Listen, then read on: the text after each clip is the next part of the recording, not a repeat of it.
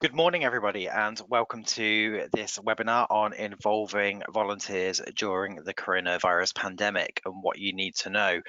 My name is Shaun Delaney. I'm the Volunteering Development Manager here at NCVO. Responsible for looking out for all things volunteering at the moment, especially through these quite tricky and difficult times. I'm also joined on the line here by Charlie in our volunteering development unit, who will be keeping an eye on any questions or comments that you might be sending through. Charlie, do you want to pop on and say hi and introduce yourself? Hi everyone, I'm Charlie. I'm the Trainee Policy Officer in the Volunteering Development Team at NCVO. So if you've got any questions, you should see the questions box. Just pop your questions in there throughout the session, and then at the end, we'll aim to answer those. But just to note, because there's a few hundred of you, we won't be able to answer every question, but we'll do our best to get through as many as we can. Thanks. Lovely stuff. Thank you, Charlie. And just a reminder then, there should be a question box on your screen at the moment for you to pop your questions in. For some people, sometimes that question box likes to hide. So if you look on the right-hand side of the screen for a little orange box with an arrow in it, little orange and white arrow in a box, if you click on that, that should show you your question box to be able to send any questions or comments through. And as Charlie says, we'll be dealing with those questions towards the end of the webinar, but feel free to send them through as the webinar progresses. I think one last little bit of housekeeping as well. We will be sending all of these slides out to everybody that's attending, so don't feel like you have to be taking copious notes through the rest of the session too. We will be emailing this out to everyone that's joining us. So I think that pretty much is all of the housekeeping stuff we need to think about. I'll just to recap from the invitation that was sent out to you, the things that we'll be covering today: understanding how volunteers can make a difference during the pandemic, giving out some top tips on involving and supporting volunteers during this situation, and also giving you a bit of a steer on what practical support and guidance is available either from NCVO or from other organisations. So hopefully that gives you a bit of a flavour about what we're going to be up to today. But to start off with, we just want to hear a little bit about you. So in a second, we're going to pop a question up onto your screens, just to let us know what sort of organisation you're contacting us from. So you should be able to see that now for us to tell us a little bit about you. So if you could just let us know, are you here because you're thinking of setting up a group, because you're involving volunteers already in a mutual aid group or a local group through Facebook or WhatsApp, and you're looking for some top tips? If you're involved in a local charity, if you're involving volunteers as part of a regional or a national charity, or if you're here from the public sector. If none of those apply, feel free to not click anything. And we'll just give that a few seconds for everybody to read down the screen and click where they think they need to go. Now, sometimes as well, we know that with these polls, if you're watching the webinar in full screen mode, sometimes you might need to come out of full screen mode to be able to vote. So if you're having trouble, sometimes if you just hit the escape key, sometimes that will take you out of full screen mode and you should be able to vote. So I didn't introduce our third member of the team, Rob, who's also working behind the scenes on the polls and the technical side today. So Rob, if we could just move over to the answers then and see who's with us today. Lovely stuff. So mostly people are joining us from local charities and local organisations today. So we can definitely bear that in mind as we work through. But with a few people from regional and national charities and the public and voluntary sector. And also it looks like there might be a couple of people that are thinking about setting up a new group. So hopefully this information will be useful for you too. Right then, thanks Rob. Let's make a start then and look at what we're going to be talking about during this session. We can go back to the slides. Lovely. So up on the screen now are the 6 main things that we're going to be going through this morning. So firstly, we're going to be talking about how volunteers are getting involved during the pandemic. Secondly, how we can best support volunteers. Thirdly, we're going to look at some safeguarding issues and in particular dive into the tricky issues of DBS checks and criminal records checks. The fourth thing we're going to look at is ideas of regulation, in particular around data protection regulation. Fifth thing we're going to have a look at is just a couple of small practicalities, and that will lead us nicely into about 10 or 15 minutes towards the end for any questions that you may have. Now, on the next slide that's popping up on the screen right now, I've listed out all of the things we're covering in each of the sections too. Don't worry about reading those now. This is purely for when we send out the slides to help you navigate the slide deck to find quickly where the information that you might be looking for. But I'll cover these at the start of each section so we know what we're talking about. So if that sounds okay, let's make a start. The first section that we're going to be talking about is getting involved and how people are giving their time during the coronavirus pandemic. So in this section, we're going to be looking at the 3 types of emergency volunteering and having a brief chat about spontaneous volunteering in particular. We're going to ask the question, are people actually allowed out of the house to go and volunteer? Or are they on lockdown? We're going to look at some top tips on staying safe when volunteering, and I'm going to send you a link as well for some training around volunteering as well.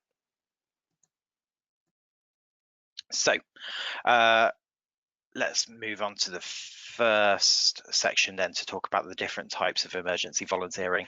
Very broadly speaking, I guess we can split this down into 3 categories of people that get involved in volunteering during a crisis or an emergency like this. There's the specialists, the spontaneous volunteers, and the existing volunteers. So the spontaneous volunteers tend to crop up in all sorts of places and almost don't need permission to start supporting people in their community or looking out for their neighbours. This is a really positive thing, a really positive part of the picture. So we've probably seen these organisations or these groups called mutual aid groups cropping up. Tend to self-organize through things like Facebook or WhatsApp, and these are people that are just getting together to try and make a difference in their communities.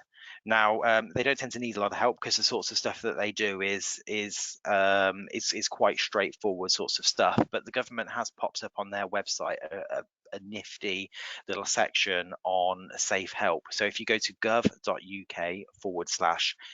help, you'll be able to see some tips there from the government on if you're thinking about setting up one of these groups, or if you're involved in one of these groups. But similarly, there is an umbrella organisation called COVAID that aims to specifically support mutual aid groups in the sorts of stuff that they do. So it's well worth checking out COVAID as well. The second group of people that I'll mention are the specialists. Now, these are probably the household name organisations that you will know about. So we're talking Age UK, St John Ambulance, British Red Cross, and the Royal Voluntary Service. Now, these are organisations that are working specifically with the NHS, with Public Health England, and with the government to try and look at the response to the coronavirus situation. And the one that you may or may not know the most about in particular at the moment is the Royal Voluntary Service. You may have come across the NHS Volunteer Responder Scheme that's recently recruited 750,000 volunteers to support people in their communities. It's the Royal Voluntary Service that's providing some of that specialist volunteer management expertise behind the scenes there. The last group that we're going to be talking about are the existing organisations, and I think this probably applies to most people on this call actually. So a lot of organisations have existing volunteers that either through the purposes of their organisation want to get involved in specifically supporting the coronavirus pandemic or the response to it, or they're looking at ways that they might be able to redeploy or work with volunteers to provide a slightly different sort of response. So I've popped 3 umbrella groups at the bottom of the slide there to bear in mind.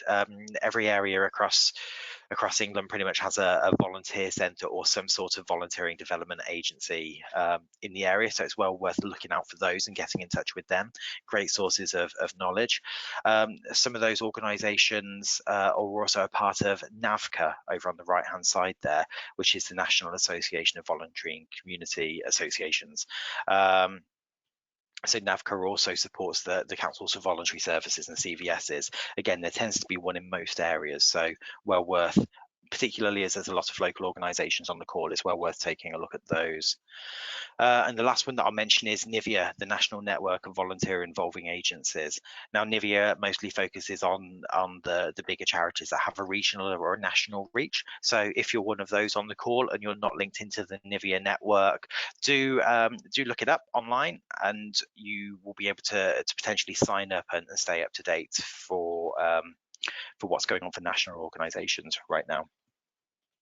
Now, spontaneous volunteering is one thing that is, I suppose, one of the newer things at the moment, whether it be spontaneous groups cropping up or whether it be in local organisations and existing charities that are developing spontaneous groups to respond to the crisis. So I'm not going to go through this one in any major detail, but I've included on the slide a link to a blog that was written by a colleague of ours at NCVO on 5 lessons we've learned from the past on spontaneous volunteering, specifically during emergencies.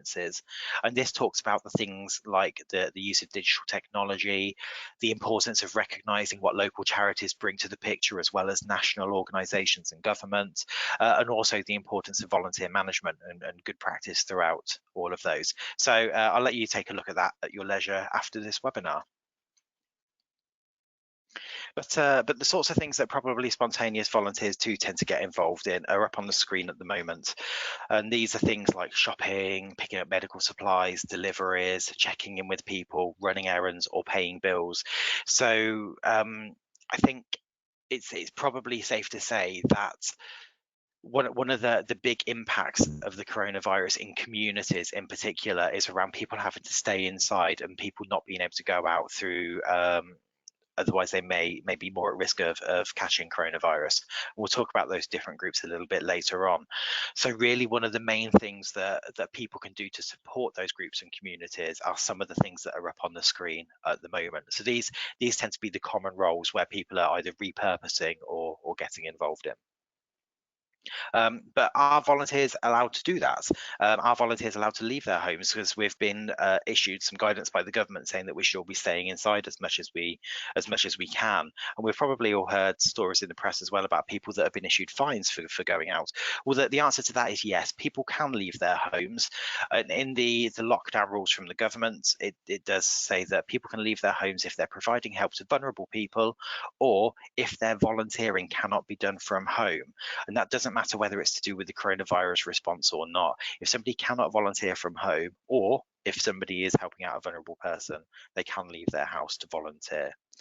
Again, we've produced a blog on this, and there's a link on the slide there that will give you more details on the details behind that. So when you receive the slides, do take a look. But what we would say is for anyone that is going out and getting involved in volunteering, particularly in some of those common roles, there are some top tips for staying safe when supporting others. We've popped all of these up on the NCVO website, but some things to bear in mind. People should only be volunteering if they're feeling well enough. And if they've been asked to shield or self-isolate, then perhaps they shouldn't be going outside to volunteer. They should be limiting themselves to volunteering from their own home through perhaps stuff online or over the telephone. If people are going out, they should follow the government guidance on keeping washing their hands more often for 20 seconds and staying at least 2 meters away from others, which is a good like three large paces away from people. Also, staying outside of people's homes, letting family and friends know what they're doing, and not being afraid to ask for help from statutory services if things are getting a little bit too much. And that last point kind of really pushes that home, that it's much better to not offer at all rather than to over offer somebody and to let somebody down. So everyone being aware of their limitations is super key at this point. Now, this is very good me explaining this to volunteer managers on a webinar like this, but how do we get that information to those frontline volunteers? Well, luckily, there's some great resources that have been produced by some fab organisations already. So there's 2 that I popped up on the screen there. One is from Support Cambridgeshire, which is a short YouTube clip on tips for keeping safe when volunteering. And this is a great link to be able to send your volunteers.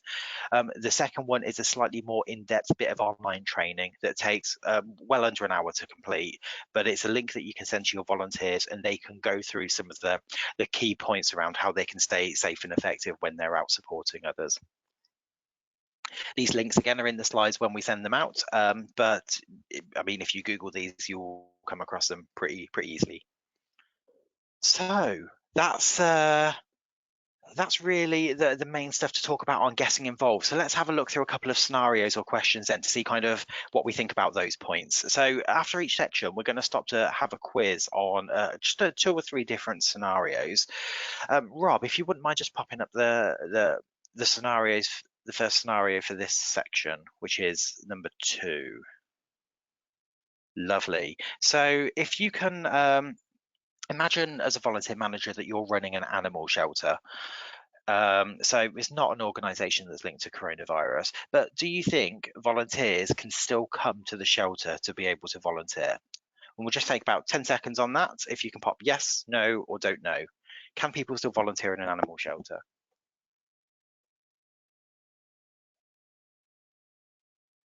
Okay, let's see what people are saying, Rob. Yes, absolutely. Yeah. Things like animal shelters, things like volunteering at places where people have to leave the house to be able to volunteer, they can absolutely go and still volunteer there. And you'll probably see it's the same with work and volunteering. That, for example, people that work on construction sites, if those construction sites are still open, yes, people legally can still go to that place of work or volunteering. So if you have volunteering, that person absolutely cannot do that volunteering from home. Yes, they can go to your place of volunteering. Okay, Rob, can we go to number 3 next, please?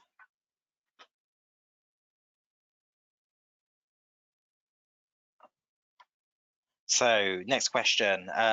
This is one about safety then. So can a volunteer go into somebody's house if they have the correct personal protective equipment, PPE, as we hear a lot about? So we'll just give people 10 seconds to think about that. Can a volunteer go into someone's house doing one of these regular common roles if they have the correct personal protective equipment?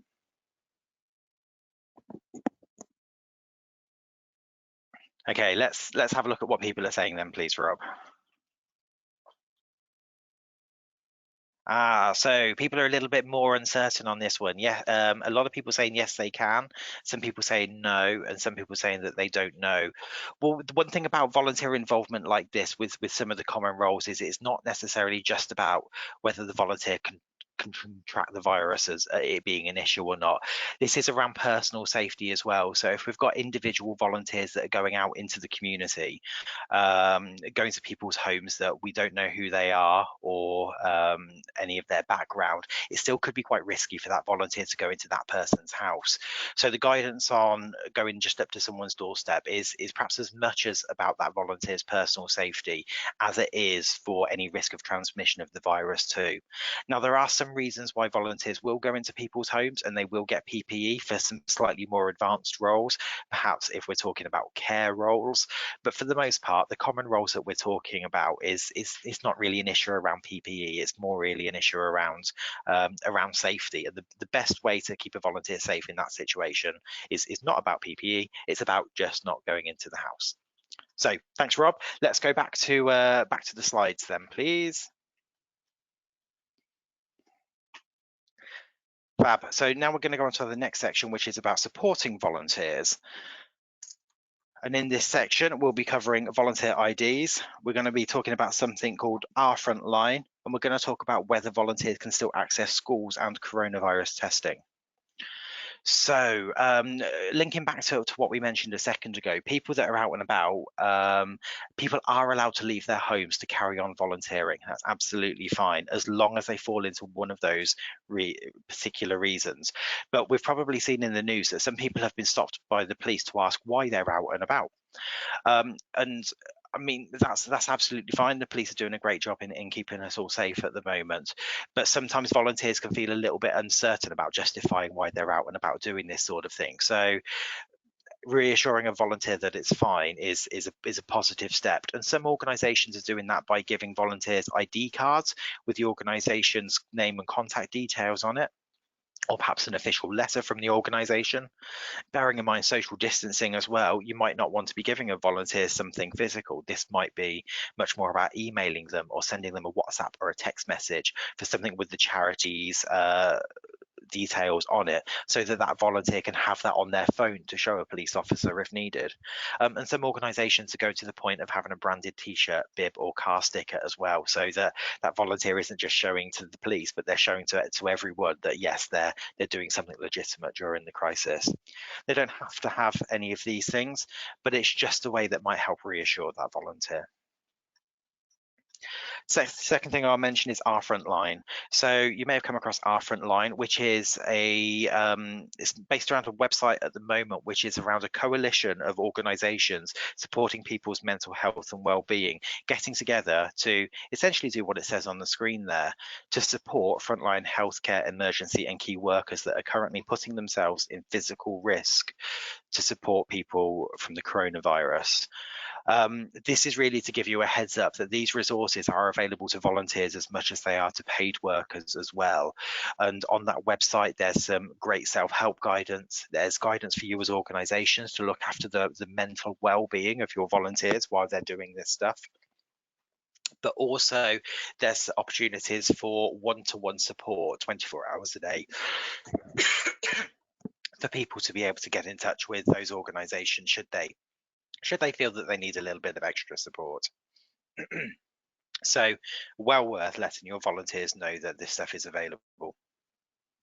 The third thing we're going to talk about are this idea about key workers and our volunteers key workers. Key workers are a thing which came about when the schools closed about a month or so ago. And this idea that actually having the schools closed meant that a lot of key workers that were supporting the coronavirus situation were no longer able to go about their jobs. So it had a real impact on the nation's ability to respond to the coronavirus. So there are a number of key workers that were defined that are allowed to keep their children in school during the pandemic. So the key worker guidance lists out those people that still can send their kids to school, and some section of the key worker guidance refers specifically to volunteering in health and social care. However, one thing that we've checked out, we want to make clear is that any role that's described on the key worker guidance, whether that person is paid or unpaid to do it, they are allowed to send their children to school still through the crisis while the schools are closed to everyone else. So if your volunteer roles are listed on that key worker role list, you can still send your children to school. There's a link on the slide there to go and have a look at the key worker roles and a blog which explains a little bit more detail about that too. And this also links a little bit into the fourth point that we'll talk about in this section, which is on coronavirus testing and the question of, can volunteers get tested for coronavirus? Now, this is more recent, so only about a week or two ago, the government announced that coronavirus testing is now available to all essential workers, including NHS and social workers, social care workers with symptoms, anyone over the age of 65 with symptoms, anyone with symptoms whose work cannot be done from home, and anyone who has symptoms of coronavirus and lives with any of those identified above.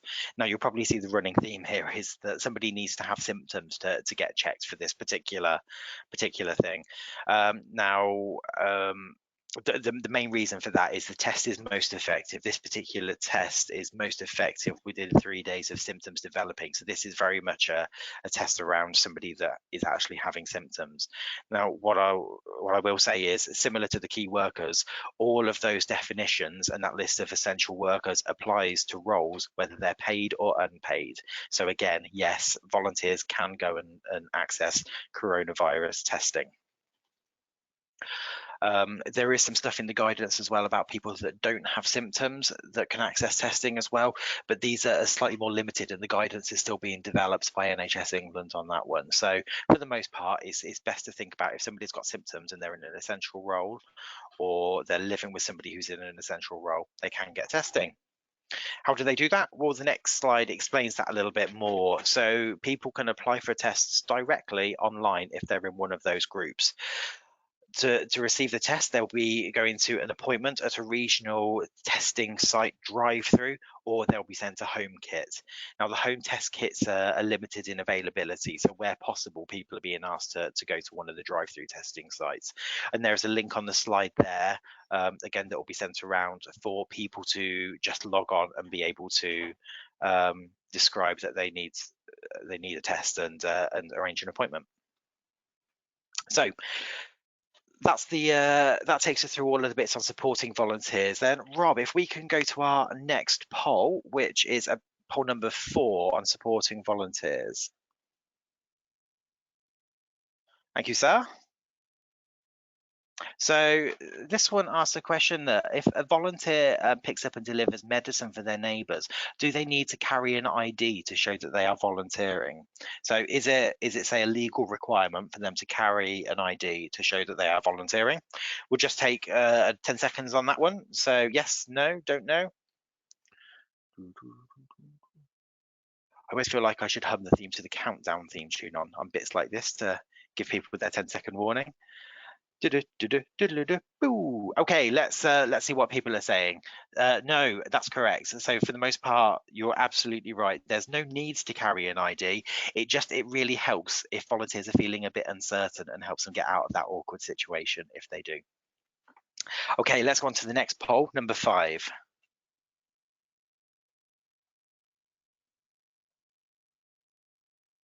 Again, if you're having trouble answering questions in the poll, if you're in full screen mode, sometimes if you come out of full screen mode, that helps.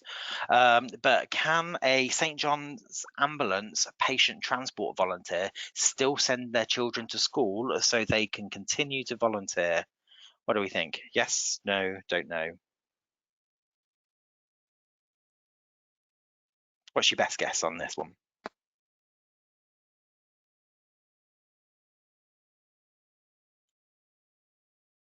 Lovely.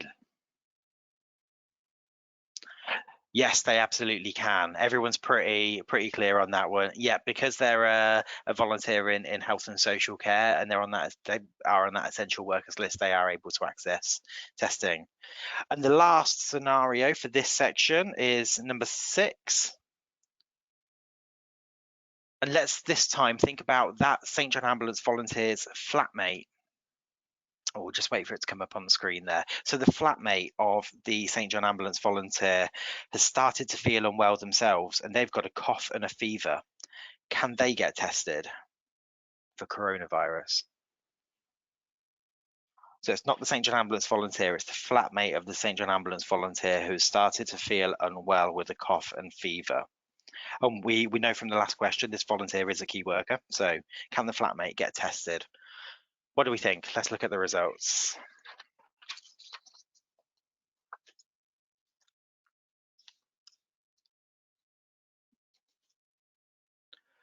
Yes, they absolutely can. Yep. Because they're showing symptoms and because they're living with a key worker, they are allowed to get tested. Great. Thank you very much, Rob. Let's go back to the slides in the next section on safeguarding. So in this section on safeguarding, we're going to be looking at safeguarding responsibilities. We're going to be looking at some top tips for minimizing risk, and then we're going to have a whiz through DBS checks for regulated and non-regulated activity. So I'm not going to dwell too much on the earlier points here because a lot of this information just refers you to the website where you can go to better understand your safeguarding responsibilities. But in short, there are really 3 things that you should be doing around safeguarding at the moment. The first thing is looking at the risks of the volunteering roles that you've got on the volunteers. So what specifically might be putting them in danger or at risk of harm, thinking about how you will manage those risks. And then if anything crops up that's difficult or tricky, how will you handle those safeguarding concerns? We've popped some top tips on the screen now as well for the common roles that we looked at earlier on. And the main things are around following up-to-date government guidance to stop the spread of the virus. There's been some risks that have been highlighted recently as well about fraud, or about, for the most part, 99% of people, I think, really want to go out and help their communities and look out for others. But there are a small few that are perhaps looking at taking advantage of the coronavirus situation to perhaps, I don't know, take opportunities for theft. So if you've got a group of volunteers, a way to put off people like that and to follow up if anything goes wrong is to verify the volunteer's identity through checking their ID before they start volunteering. Next points, we could consider a DBS check, and we'll talk about that in a moment. We can ask people to volunteer in pairs. We can make sure that volunteers are clear on the limitations of their role, and we keep a track on whether they're following those limitations or not. We can have clear processes for handling money. We'll talk about that later. We won't store unnecessary personal details, and we'll talk about that later too. But one of the main things is knowing how to recognise and report harm if people see that, and there's a link there for how you can support volunteers to do that. But let's talk a little bit about criminal records checks, because there's a lot of talk at the moment about having quote unquote DBS checks volunteers to do certain things, and we just want to bust a few myths on this session as well about what criminal records checks do you actually need. There's this thing around having a DBS checked volunteer doesn't actually, I suppose, mean a great deal, because it's not having the DBS certificate that means somebody is safe. What makes somebody safe in their volunteering is that somebody has received that certificate, reviewed that information, and made a recruitment decision based on everything they know about that volunteer as well. So this is a bit of a reminder that DBS checks are just one of the things in the toolbox for a volunteer manager when recruiting volunteers. But as a reminder, there are 4 levels of DBS check. The highest is the enhanced DBS check, with a check of the barred list to see if somebody is barred from carrying out regulated activity. And then there are lesser checks as we go across the screen. So enhanced, then standard, then basic. So I used the phrase regulated activity a second ago. So hopefully you're familiar with this phrase. It's been around a while, but there are essentially DBS restrictions. DBS restrictions, mandatory restrictions, are only a legal requirement for a regulated activity. So you only need to check a DBS check and stop somebody from volunteering by law if that person is doing a regulated activity. And an activity is regulated where the purpose of the role is to carry out a certain activity with a certain group of people. And there are, in the law, there's 6 definitions of regulated activity for working with adults. And we're just going to test those up against some of the common roles now. Now, one of the common roles, for example, is shopping for people that are self-isolating or shielding themselves. So they've asked to stay they've been asked to stay at home for 12 weeks. Now, some activity like shopping is regulated for certain groups of people, and those are people that are vulnerable because of their disability, age, or illness. Now, self-isolating or shielding does not place somebody in one of those groups. Just because somebody is shielding themselves or they're having to self-isolate, that does not place them in one of the vulnerable groups that we're talking about. So if you like, that test about whether the people that we're supporting with these common roles is regulated or not, it's not, because self-isolating and shielding does not place somebody in one of those groups. Even if that person becomes ill, because the person, you might say that because they've become ill, they've become vulnerable. Well, actually, no, because the purpose of the volunteering role that we're setting up is to support somebody who is self-isolating or shielding, is not supporting them because they've happened to become ill while they've been staying inside. So the DBS, I think, are quite clear on this, that they're not seeing all of a sudden every volunteering role that is supporting people that are staying at home as regulated activity. It's not. Now, that said, if the purpose of the volunteering role is to support somebody still and do their shopping, if they're, say, I don't know, an older person that's staying in residential care and can't leave their residential care, and if they were receiving that kind of support because they were vulnerable before the coronavirus outbreak, then yes, they would still be vulnerable now. But if this is just a regular person that would happily do their own shopping before the outbreak and they're now having to self-isolate, this does not place them in a group. That means this is regulated activity. So for the most part, that means that for many of the checks that we're talking, many of the roles that we're talking about, perhaps with the exception of patient transport, none of the roles are regulated activity. So let's talk about non-regulated activity as well. And I think the first thing that I want to get across is, for non-regulated activity, DBS checks are not mandatory. You don't have to carry out DBS checks on people in unregulated roles.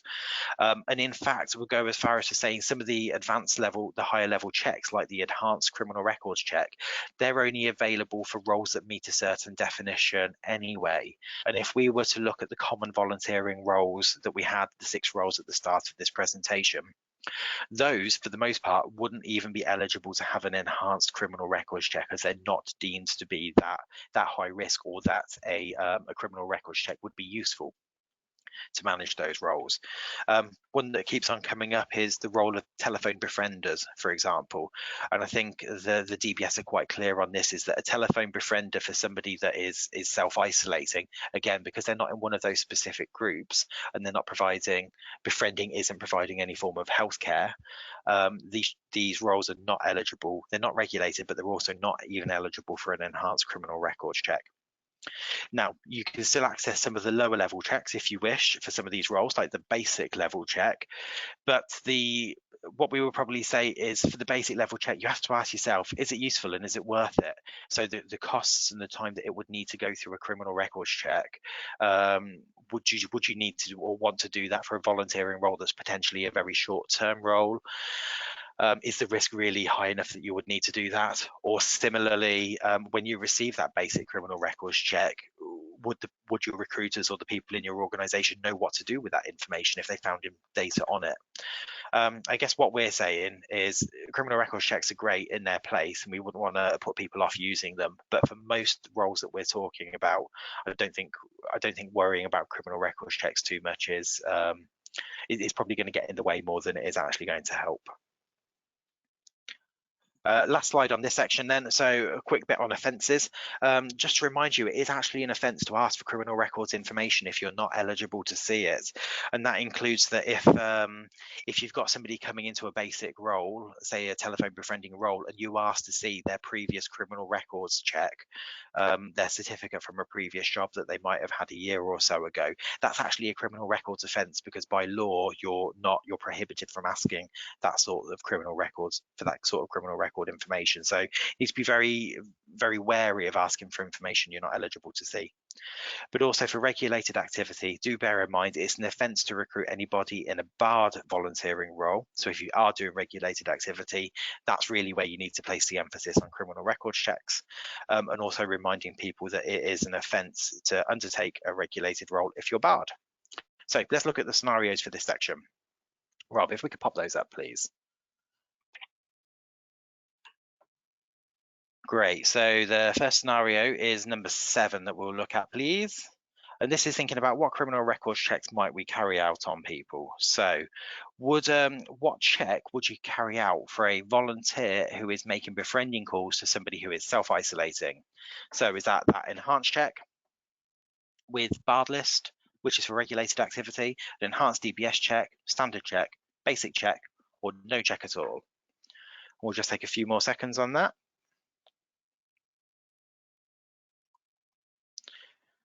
Thanks, Rob. Feel free to pop up the answer when you're when you think we've got some responses. There we go. Yeah, actually, I mean, by law, you probably, if it's just for somebody self-isolating, you wouldn't be allowed to carry out an enhanced check at all, and probably not a standard check either. At best, you'd be able to check out a basic one, but do ask yourself, why would you want to? I think is the main thing there. So yeah, we'll probably suggest actually a check might not actually tell you anything useful at this point. Let's look at scenario number 8, please, Rob.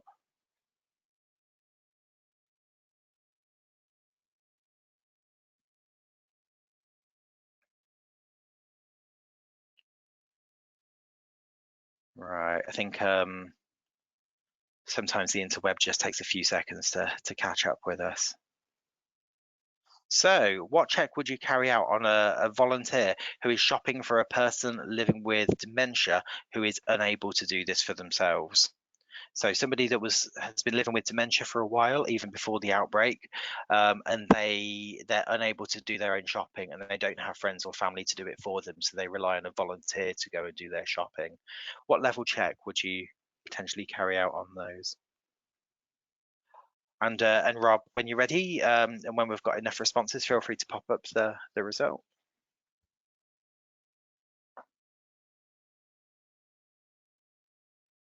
Yeah, this one probably is a regulated activity, because it's somebody it's somebody that is vulnerable because of a particular illness or ill health, and they're absolutely relying on somebody for their well-being there. So, and that's the real difference here, that if it's somebody that is just self-isolating, they probably don't need a check. But if it's somebody that has that pre-existing condition that has meant that they've needed support for a long time, it's probably regulated, so you probably want to go for an advanced check. And let's look at scenario number 9 then, please.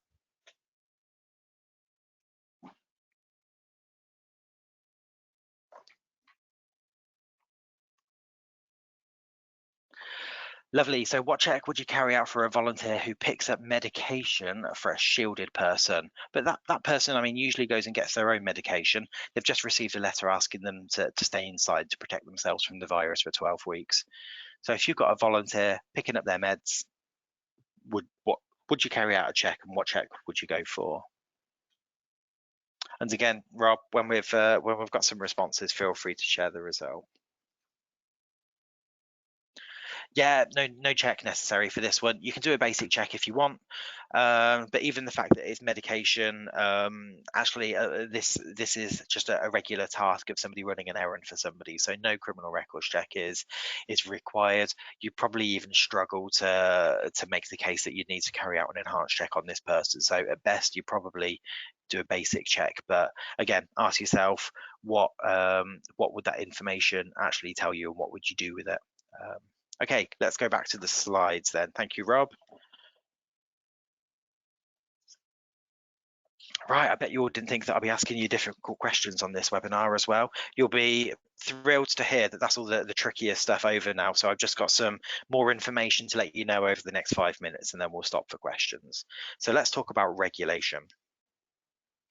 3 main things to tell you about, 2 easy ones and then a slightly trickier one. So data protection.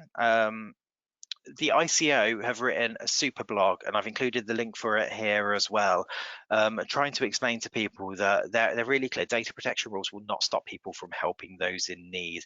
And actually, the ICO, I think, are quite a supportive regulator in that sense, that even if somebody makes a mistake at their first, if they're acting in good faith and trying to do their best, the ICO will try and support people as opposed to stop people from using data. So we're just suggesting to organizations that for existing groups, if you're getting volunteers to do new things, just have a quick check-in on your data protection policy.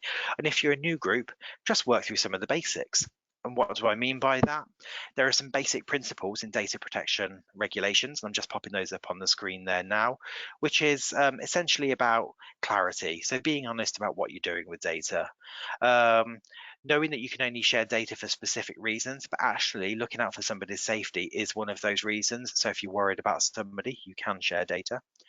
Though you're acting lawfully, and there are a certain number of lawful reasons why people can share data, and I've included some of the ones on there that we might use for these volunteer roles.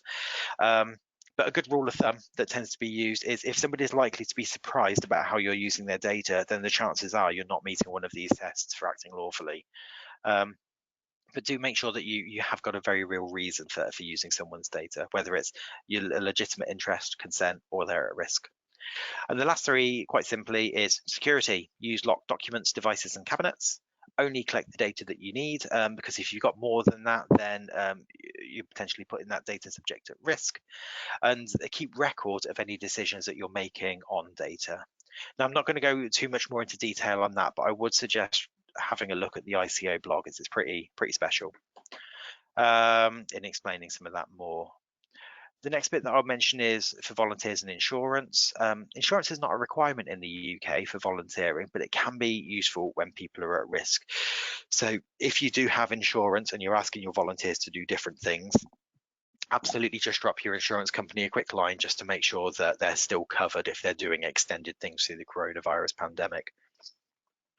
One question that has cropped up though is on driving. Can people use their own cars to drive when they're volunteering? And the answer is yes. And the Association of British Insurers have been quite clear that people who are volunteering to help their communities during the coronavirus outbreak can just use their vehicle as it is at the moment, and they do not need to contact their insurer to update their cover at all. So go for it. The last bit that I'll mention is on furloughing. So the UK government has set up a job retention scheme offering grants for furloughed employees.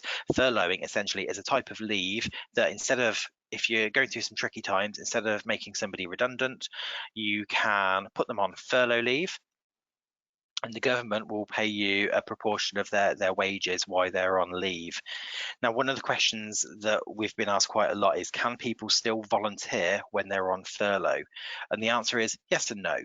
Yes, people can still volunteer if they've been furloughed from their job, but it has to be with a different organisation.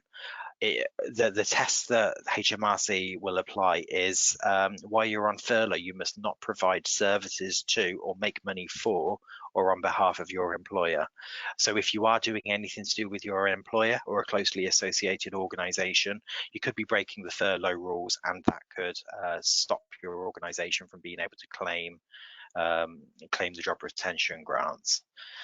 So the tip is, if you're volunteering, volunteer with a different charity, not with the same one.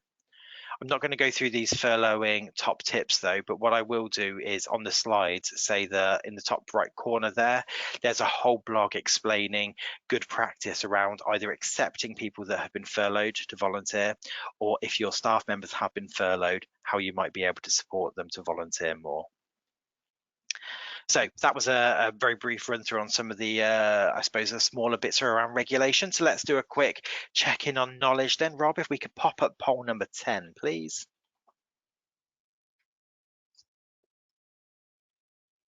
Lovely. So let's imagine that a charity has just furloughed all of its fundraising staff. Can those people still volunteer as fundraisers with a similar charity? Yes, no, don't know. What do we think?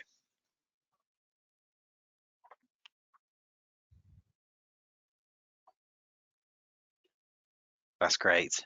Yes, yes, they absolutely can. As long as it's not a charity that's directly associated with the charity that they've been furloughed from, that's absolutely fine. And let's look at the last scenario for this webinar, which is scenario number 11.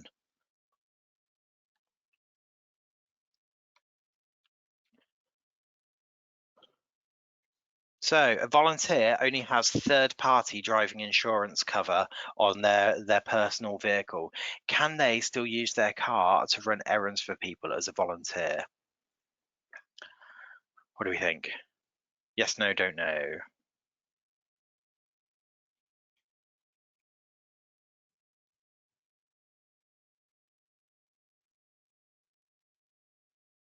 Lovely.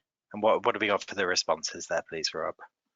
Yes, they absolutely can. The level of cover doesn't really matter, because I think in most people's insurance, they will be insured to use the car for social or domestic reasons, and that's the bit that includes volunteering here. So yes, people can.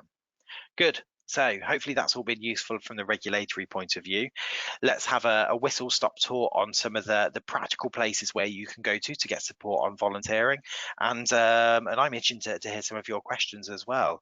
So in this section on practicalities, we're just going to talk briefly about shopping and making payments, and also I'm going to touch on Volunteers Week 2020.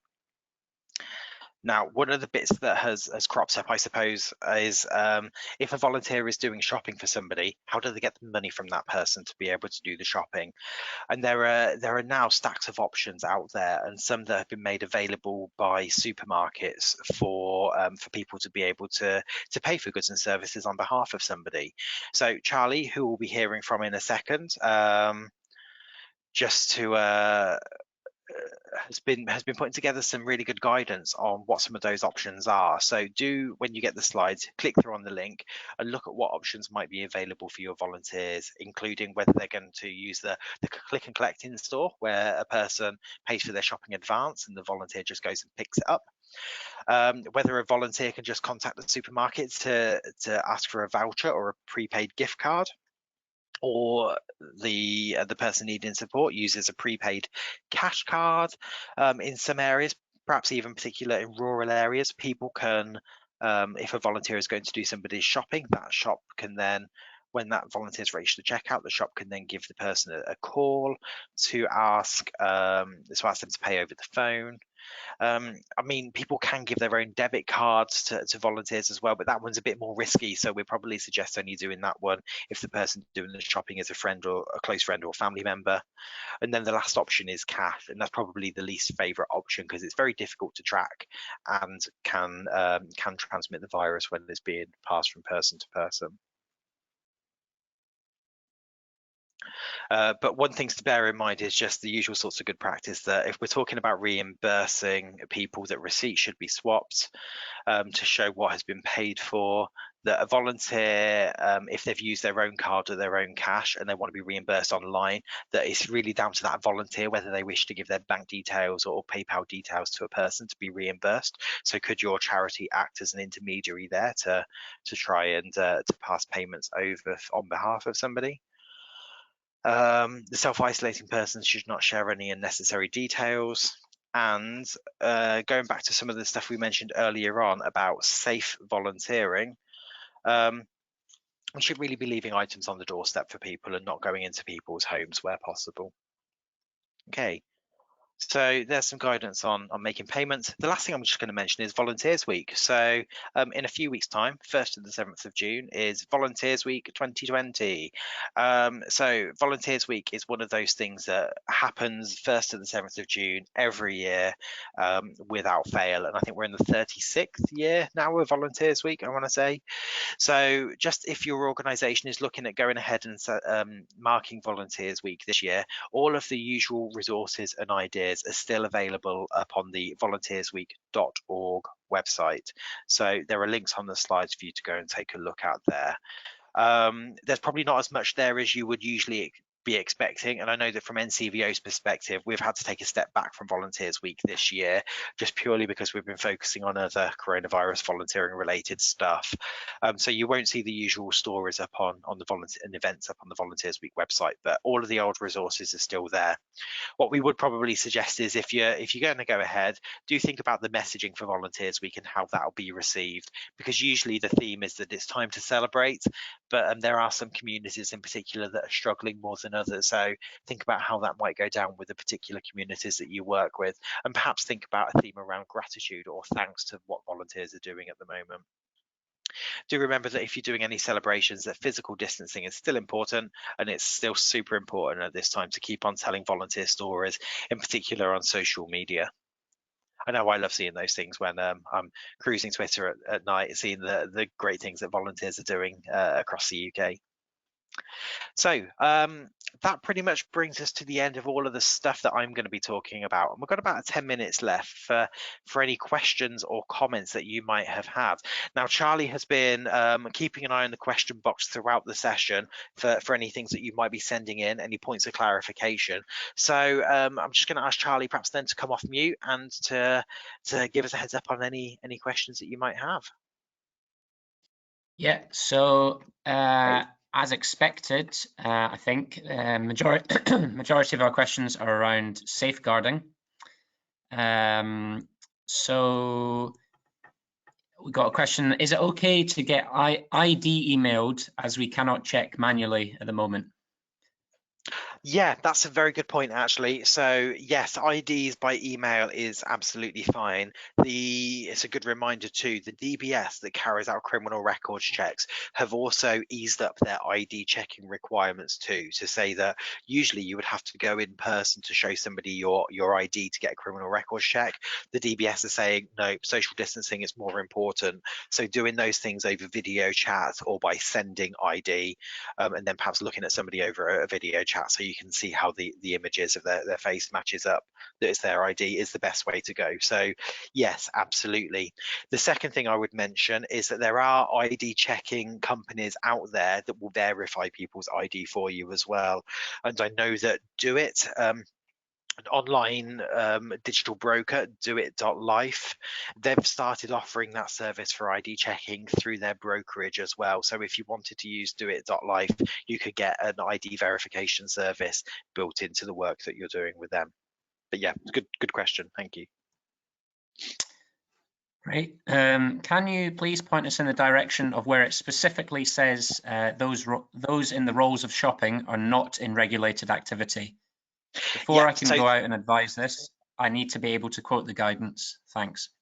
Yeah, of course. So one place that we will say is do look on the NCVO website. We've tried to make it as clear as we can on there, and that guidance has been okayed by the policy unit at the Disclosures and Barring Service.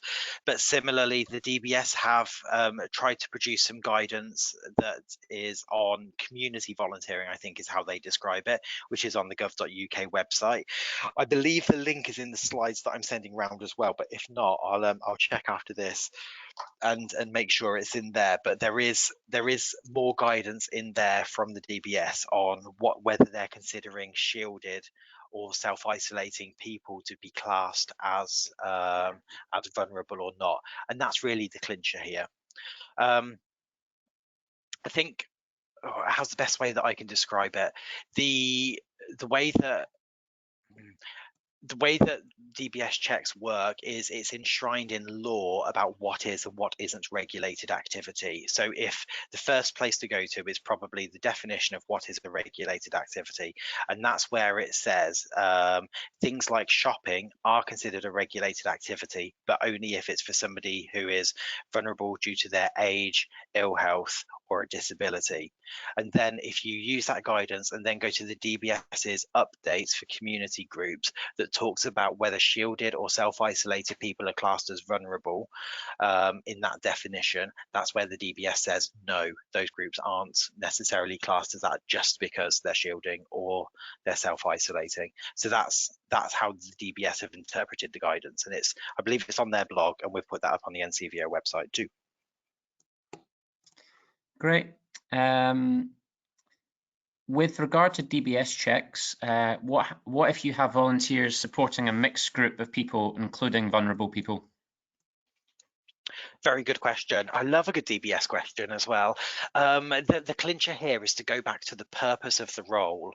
So when we're looking at who's eligible for a DBS check or not, the thing that you're actually assessing is the volunteer role description. So what is the purpose of the role? If the purpose of the role is to support somebody just because they're shielding and self-isolating, then that's the purpose of the role, and that's what you make the test on. Because somebody happens to have an illness or a disability, I think the phrase is incidental is how it tends to be described in the DBS guidance. It's incidental that somebody may have a disability that they're additionally requiring support for, because the purpose of your role is just because they're shielding.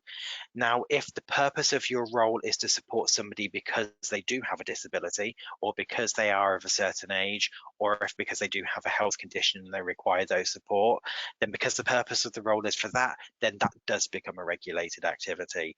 But what I would always suggest is go back to the role description and be really clear in how you're writing the role description, and base your decision on that. Great. Okay, we'll move on to some other kind of themes. GDPR. Are we able to share the information we hold on service users with other organisations such as the borough and district councils? These have reported difficulty in locating where the need for support relating to self-isolation and assistance is. Sorry, say that one again, Charlie. I just lost you at the start of that, if you wouldn't mind saying that again. So are we able to share the information we hold on service users with other organisations such as borough and district councils? These have reported difficulty in locating where the need for support relating to self-isolation and assistance is. Yeah, good question. So I think in any emergency, or if there's any safety issue that's starting to crop up, or safeguarding issue, then that's an okay reason to be able to start sharing data. But what I will probably say is, if you've got contact with those beneficiaries or those service users, going back to the test of would somebody surprised if they knew how you were sharing their data, it might just be worth going back to those service users first to say, do you want the local authority to know this information about you first? Because if they're likely to be surprised at that, or if that's likely to cause a problem for that, that's where you may run into difficulties further down the line. So I think for the most part, sharing data, particularly if somebody is at risk, is an okay thing. But if in the calm, cool light of day, you're able to have that conversation with the beneficiary first, that's absolutely the best way to tackle it. Okay, perfect. One other thing that I will just mention there, Charlie, is the NHS Volunteer Responder Scheme now is also has opened out how people can be referred into that scheme too. So previously, people that are shielding were the only people that could get support from NHS volunteer responders, and that had to be done through their doctor or local authority. The scheme's been opened out now, so anybody that is in a higher risk group from the virus that is having to stay at home can go online and self-refer and ask for support now too. So if you've got beneficiaries that are not getting the support they need and you can't provide it, you can encourage them towards the NHS Volunteer Responder Scheme to self-refer. And the details of that are all on the Royal Voluntary Service website on how to do that. They're looking at opening that out so organisations can refer into that as well, but they're just not quite at that point yet. Excellent. Okay, so we got a question on the key worker status. Yep. So if a volunteer carries out key worker activities, but only volunteers for a few hours each week, perhaps the evenings or weekends, can they still send their children to school? Yeah, that was where it's getting a bit cheeky, really, isn't it? I think the spirit of the key worker scheme is that somebody is allowed to send their children to school so that they're allowed to carry on volunteering. So what I'll probably say is if somebody is, I don't know, is volunteering overnight so that when they're back in during the day and they need to sleep to recover from a night shift, that might be a legitimate reason to send your children to school. If somebody is having to volunteer during the day so they can't care for their children, then that's probably a legitimate reason. But I don't know, if I once volunteered 3 weeks ago but I'm not doing it anymore, then no, I think that's where that's going to be classed as misuse of the key worker program. Great. So we've got quite a lot of questions around that relate to volunteers who've been stepped down from their roles during the pandemic. So kind of people asking how to keep volunteers engaged if they're not actually volunteering. Yeah, good question. And I think what I'll just mention is I know we're a little bit after 11 o'clock, but we've had some really good questions come through. So we're just going to go on for a few more minutes. But on keeping volunteers engaged, I think volunteers are stepping down for two reasons. The first reason is either because the organisation is just kind of wrapping up its activity for a little while. So, for example, the National Trust made a decision to close its properties. So obviously National Trust volunteers wouldn't have a great deal to do. But the second thing is sometimes it's not safe for people to volunteer if they're being asked to shield, or if they're over a certain age or have an underlying health condition. They're probably going to pull back from their volunteering too. So the usual sorts of stuff about maintaining that relationship is always a good idea. If possible, perhaps hold online meetings or online events. If you're a volunteer manager that's not been furloughed, have a check-in phone call with them every few weeks to see how they're doing. Perhaps see if there's volunteering that they might be able to do from home. So could some of those volunteers do check-in and chats with other volunteers and self-organize? Or is there stuff, if they're particularly nimble on social media, could they be promoting what the charity is doing on social media in other ways? One thing that I would say is there are still some organisations out there as well that do still need volunteers for particular reasons.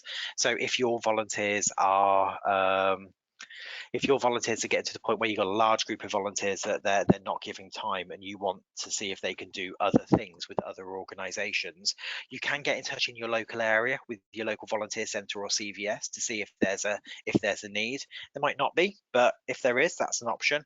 Similarly, if you're a large or national organisation, we can put you in touch with Volunteering Matters, who's supporting the coordination of larger scale numbers of volunteers from one organisation to another. Good. I think we're probably getting to the point though where we just need to take the last question now, Charlie, if that's okay. So okay, sure, yeah. Question Okay, master's discretion.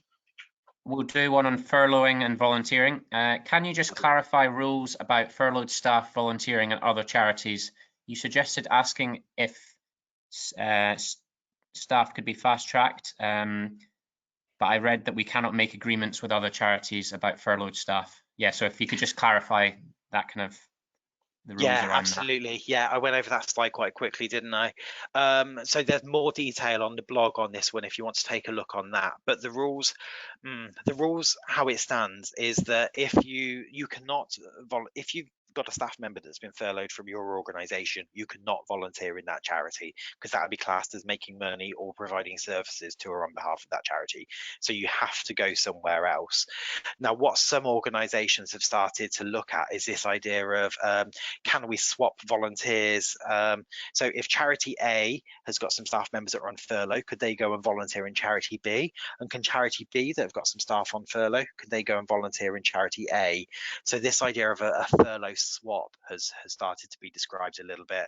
Now, fixed schemes, furlough swap schemes like that are not allowed. HMRC will be quite grumpy if they find that people are trying to, I suppose, get around the furloughing rules in that way and essentially turning the job retention scheme into a job pay subsidy scheme instead. So some of the things to bear in mind is if you're planning a swap and you're asking volunteers to swap over with another organisation, that introduces an element of obligation and expectation almost that you're requiring that volunteer to be a part of that furlough swap scheme between the two charities. Now that's where a lot of the issues come in, and as we know, volunteering 100% absolutely needs to be a free will thing, and if there's any sense of obligation there, that's when difficulties start to creep in. So if there's a fixed scheme where there's an expectation or a requirement to swap volunteers, that's very problematic. At the other end of the spectrum, though, if we have volunteers in our organisations that want to go and volunteer with another organisation, and we want to create some sort of referral process or fast track process that volunteers can take on if they want or not, then that sort of stuff is fine. And in fact, in the guidance, it does say that employers can support their furloughed staff members to go and find work or volunteering elsewhere. So you can encourage and support people to go and volunteer in other organisations, but what you can't do is have that fixed scheme where it's a requirement to swap between two sorts of organisations. So fast tracking and brokering people into volunteering, fine. Requiring people to go and volunteer in another organisation as part of a swap or a fast track relationship, not fine. Hopefully that helps. If it doesn't, I'll be on Twitter after this webinar at Shaun Delaney. So do feel free to ping me a quick message, and we can take that discussion there. But I think that's everything really, isn't it? I just wanted to quickly say we've got another webinar on Thursday the 14th at 2 p.m, Thursday the 14th of May, with a particular focus on safeguarding and volunteering during the pandemic. So yeah, if you've got any more kind of queries about safeguarding, yeah, sign up to that. That's also free. You can find the details for that on the training page of the NCVO website. Perfect, lovely. Thank you, Charlie. And that's really it then for today. Do come along to the next webinar. It's our colleague Jarina that's going to be running that webinar over on the 14th as well. So do come along to that session as well as if you wish. You can sign up on the NCVO website. The last couple of slides I'm just going to show you are really all of the links to the guidance that we've got available on the NCVO website for you to dig into. So a lot of the stuff that I've talked about today, you can just follow those links to go and find out a little bit more. And there's some extra stuff there as well that we didn't have time to talk about today. Similarly, I've also mentioned quite a few blogs as well through today. So where we've dived down into the issues a little bit more deeply.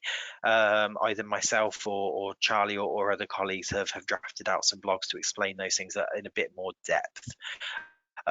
So do feel free to take a look at those. But I'm just going to wrap up there then and just say thanks everyone for making some time to come and listen to us talk about volunteering during the coronavirus pandemic as well. If you need anything further, there's our details up on the screen now. You can email us at volunteering@ncvo.org.uk. Follow us on Twitter at NCVO Volunteers, and all of the guidance you can find at ncvo.org.uk/coronavirus. So I'll leave it there. Thanks everybody, and thank you Charlie and Rob for your sterling work over the last hour, and we'll see you all at the next webinar. Thank you. Yeah, thanks.